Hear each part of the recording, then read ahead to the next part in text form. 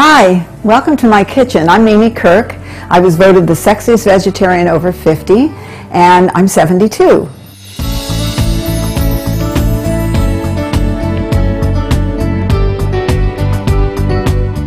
Winner of the contest organized by People for the Ethical Treatment of Animals, or more commonly known as PETA, Mimi was the oldest contestant at age 71 and won hands down with her youthful looks and radiant smile.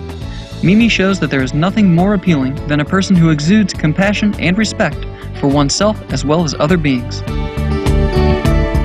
When I wake up in the morning and get out of bed, if I just went on how I felt, I would think I'm in my 20s. So I know for sure my diet, definitely. My vegetarian diet has done a lot for me. Mimi has been invited to be a speaker at many events, such as the Women's International Summit for Health, and interviewed by numerous media such as NBC, Fox, KUSI-TV, U.S. national television show The Doctors, and ARIA-TV in Bulgaria regarding her secrets for staying so youthful, vibrant, and healthy.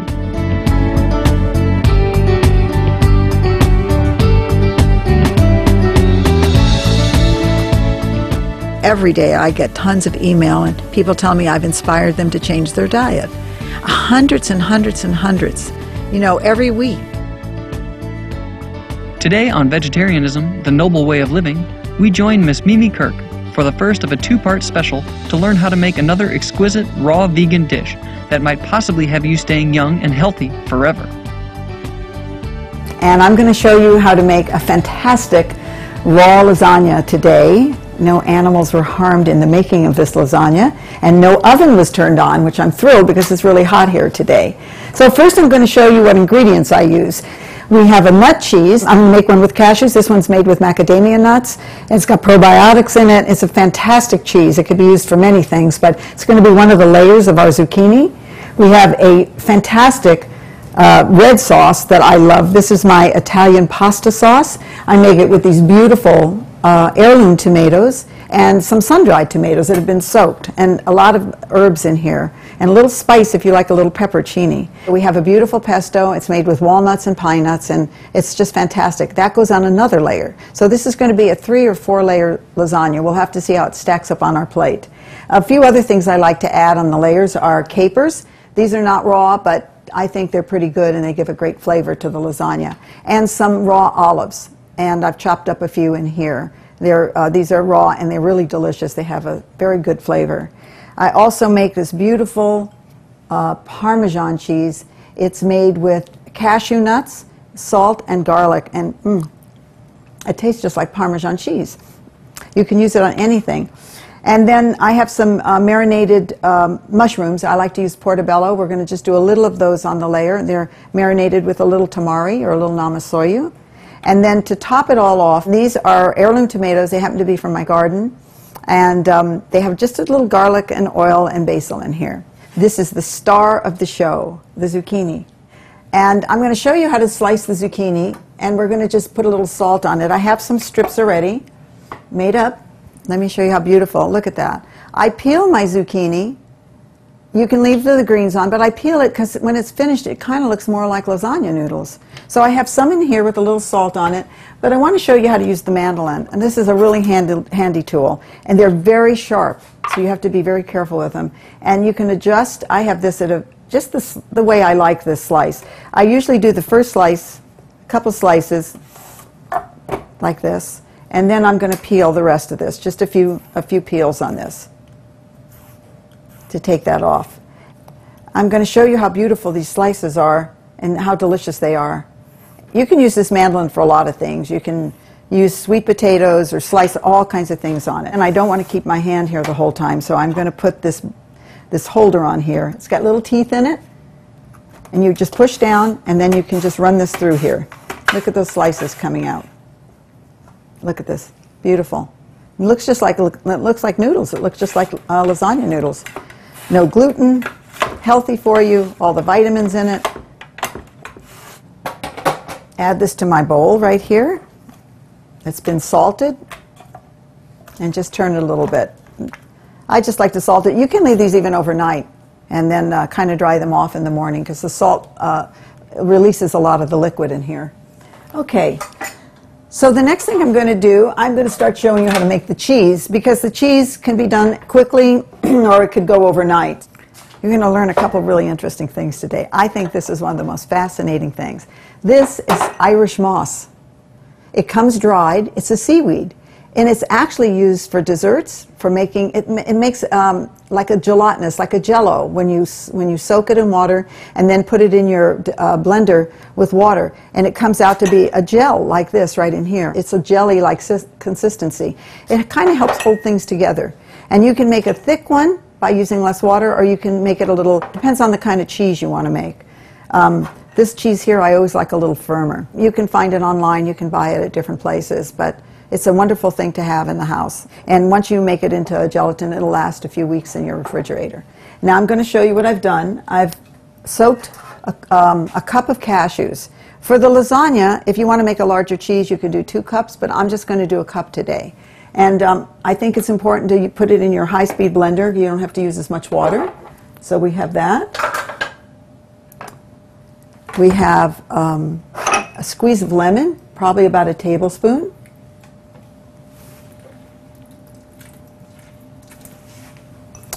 I'm going to put a tablespoon or 2 of this in here. I'm going to use another wonderful ingredient. It's called probiotics. This is a really wonderful thing. It's very healthy for you. You know, in yogurts and stuff like that, you get this probiotics, and it gives you good bacteria in your body. And I'm just going to use a little bit of this. I like buying the refrigerated kind because I think it's alive this way. It has all the bacteria that you need. And I use this in cheeses, and I use this in fermenting anything I make. If I make coconut yogurt or anything I do, I like to use that. Okay, now all we're going to need is a little water in here to get the consistency we want. A couple nice turns of salt. And then we'll turn the blender on for a second. And you want this to be smooth.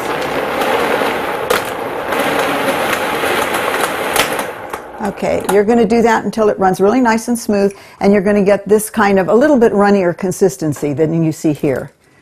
This is a nice consistency when it's finished, but you'll see it's runny. You're going to leave this for 24 hours, so it gets to culture and ferment. That's what the probiotics does. It's going to culture this and ferment. So you want to line a strainer with a little piece of cheesecloth and a bowl underneath to hold the drippings. And so what we're going to do is drop this in here. You'll pour your liquid right into this. Then you're going to put a piece of cheesecloth on top, and you're going to weigh it down, and what's going to happen is the liquid is going to drain out of this. The whey, it's called, is going to drain out. You want to put just a little bit of weight, a nice little press there.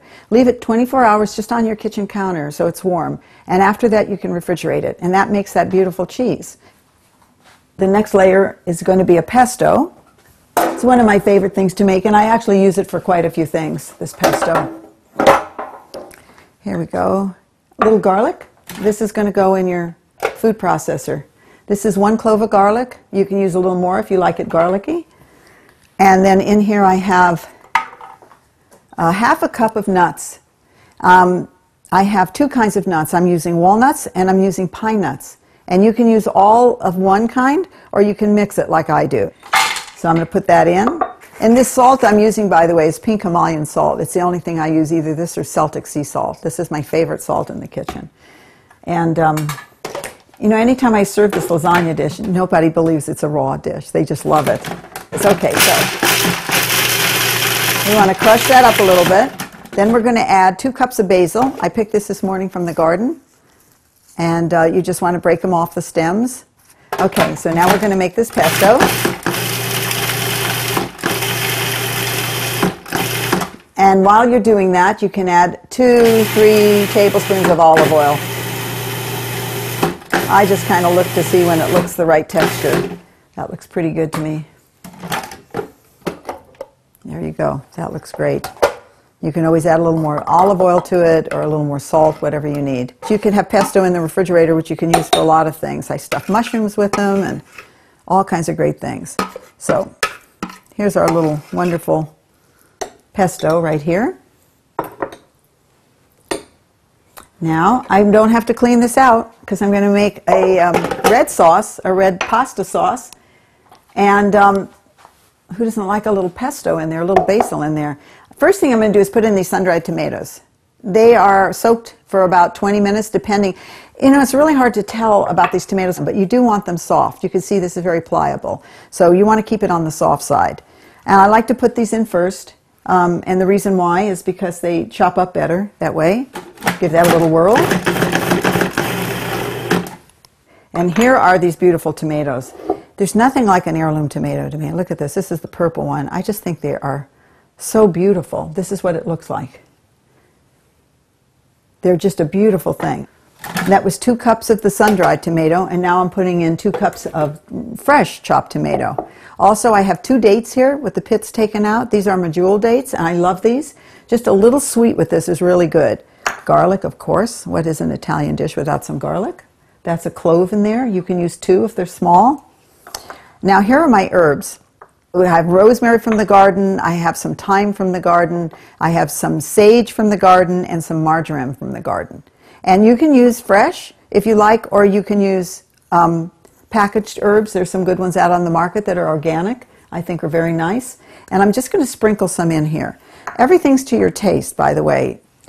Not everybody likes a little pepper, a little red pepper flakes, but I'm going to throw a little bit in here. And right in here, I have just a small amount. It's probably a little over a teaspoon of tamari, or you can use namashoyu, or Bragg's if you like. All of those are really nice. And then, of course, our wonderful salt.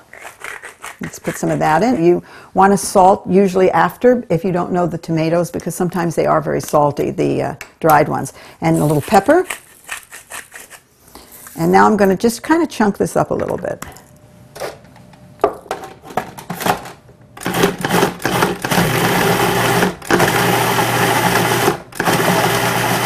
Let's see what we have here. Okay, this is very nice. Look at this beautiful sauce. It's nice and thick. Look at that. Kind of chunky. That's the way I like it. I think that makes a really good sauce. Okay, so we have our cheese, we have our pesto, and we have our sauce, and we have our zucchini all done already. Now I'm going to show you how to plate this, put it all together. Make sure you join us on Wednesday, April 4th, as Mimi puts together this amazing raw vegan lasagna. She's going to offer us some personal tips that will make this dish extra special. Wishing you a blessed new week, full of vitality and the freshest of veggies.